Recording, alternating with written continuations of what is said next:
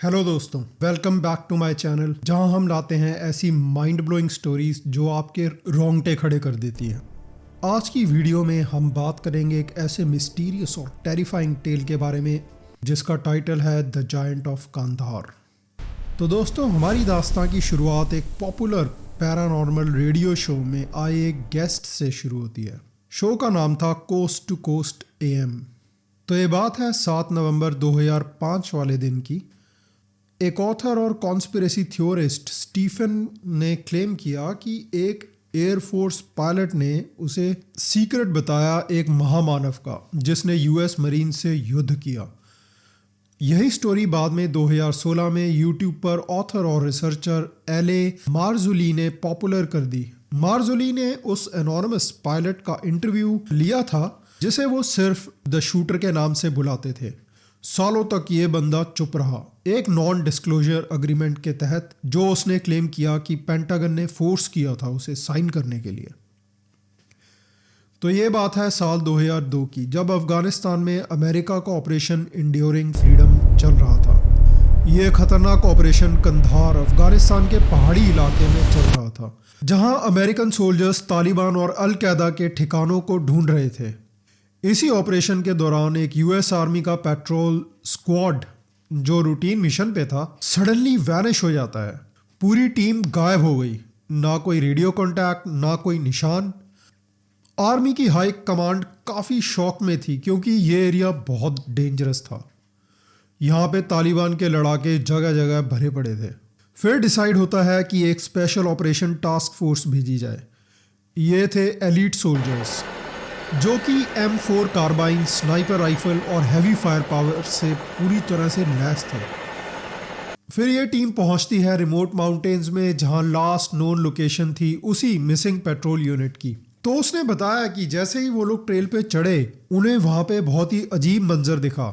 चारों ओर military gear फैले पड़े थे, जैसे कि हेलमेट्स, वेपन्स, एमो क्लिप्स।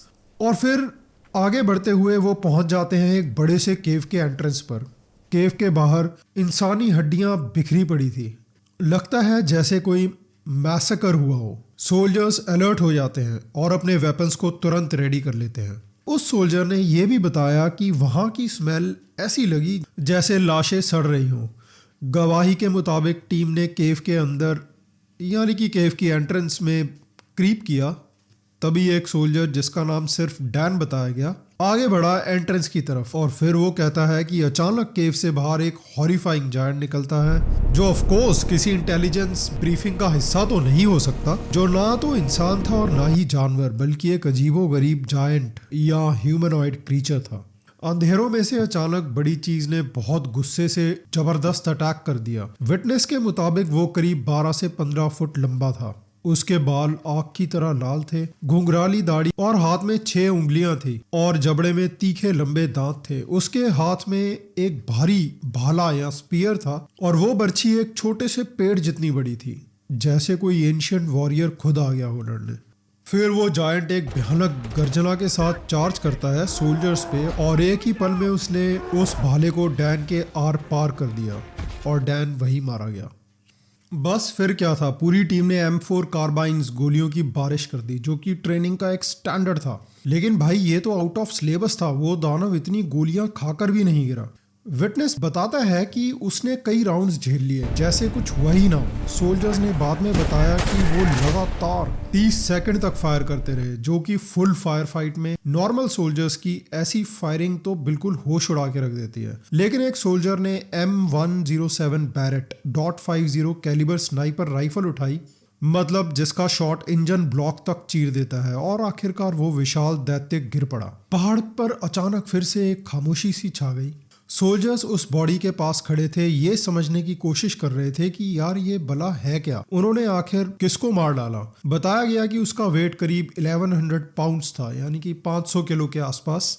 फिर उन्होंने आनन फानन में 1 घंटे के अंदर अंदर एक भारी भरकम चिनूक ट्रांसपोर्ट हेलीकॉप्टर मंगवाया। सोल्जर्स को ऑर्डर किया गया कि उस विशाल दानव को हेलीकॉप्टर में लोड कर दिया जाए और उस जायंट की बॉडी को एक नेट में बांध के एयरलिफ्ट कर लिया गया।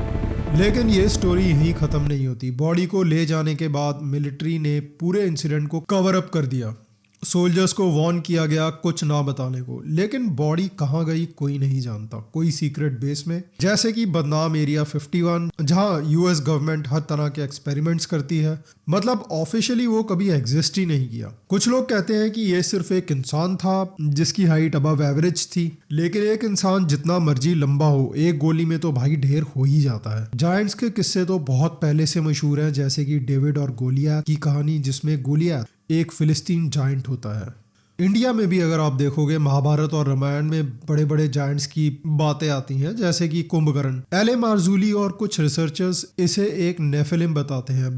बाइबल में दर्ज किए गए जायंट नेफिलिम्स के पास ब्रॉन्ज के बने हुए भाले होते थे, जिनका वजन 8 पाउंड के करीब बताया जाता है। जेनेसिस 6:4 में लिखा है कि देवताओं ने इंसानों से शादी की और फिर उनसे औलादें पैदा हुई, और उस रेस का नाम था जायंट। इन्हें नेफिलिम भी कहा जाता था, और इन्हें एंशियंट लोग the mighty man of old या the man of great renown भी कहते थे। पर सवाल वहीं का वहीं खड़ा है कि आखिर गवर्नमेंट ने इसे क्यों छुपाया। बायोलॉजिस्ट और फिजिसिस्ट का कहना है कि 12 से 15 फुट का कोई ह्यूमनॉइड इतना फ्लेक्सिबल और एजाइल हो ही नहीं सकता। हाथ में भाला पकड़े एक monster of the legend physics के लॉस को भी चैलेंज करता है। तो आखिर सच क्या है कंधार के पहाड़ों में? क्या एलिट्स ने उस चीज को आग लगा दी और सारे सबूत मिटा दिए, या ये एक मॉडर्न लेजेंड है जो वॉर की स्ट्रेस, फॉग ऑफ वॉर और अफगानिस्तान के मिस्टीरियस लैंडस्केप से जन्मी एक दंत कथा है? अगर आपने कोई सिमिलर स्टोरी सुनी है तो कमेंट में जरूर बताओ आपको क्या लगता है। और हाँ, अगर वीडियो पसंद आई तो शेयर करो फ्रेंड्स के साथ। Till then, stay mysterious, stay safe, bye.